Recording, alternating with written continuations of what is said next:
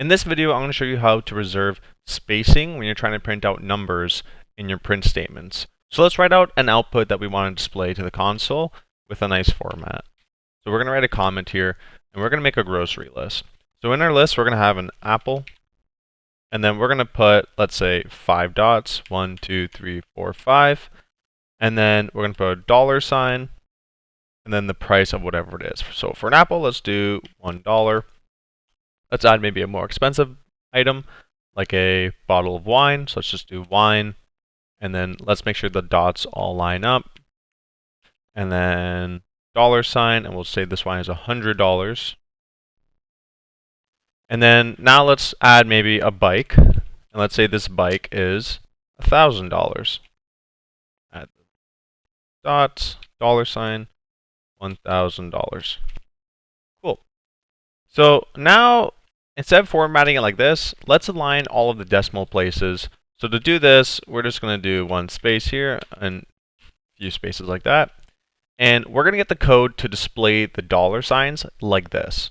So let's write out the first way of doing this, which is going to be considered the bad way.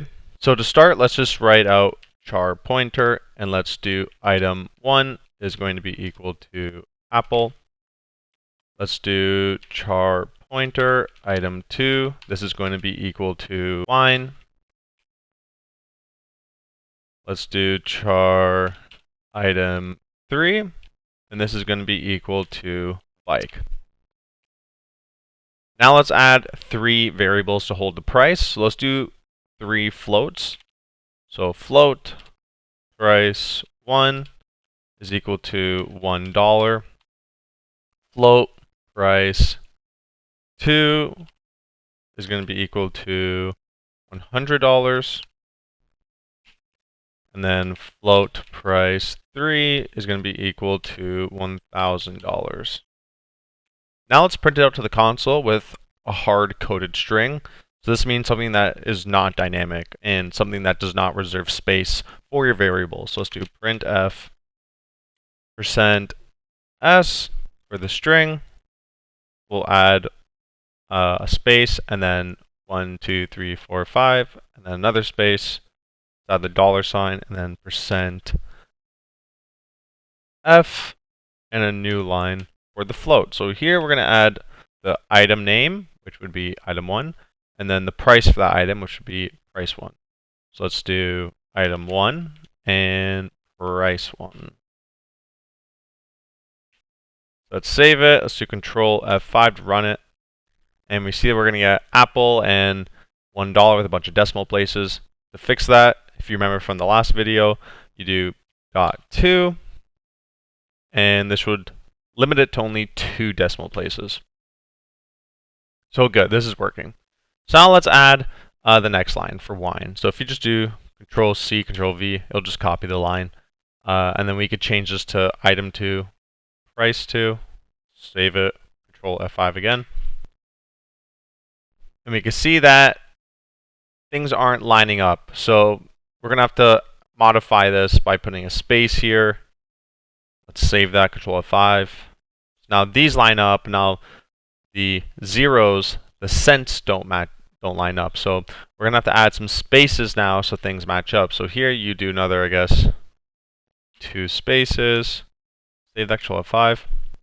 And now they line up. And then if we were to add a third item, item 3, price 3, it's going to get even more messy. Now nothing's going to line up. Now we're going to have to do another space here and another space here. Save it, Control F5.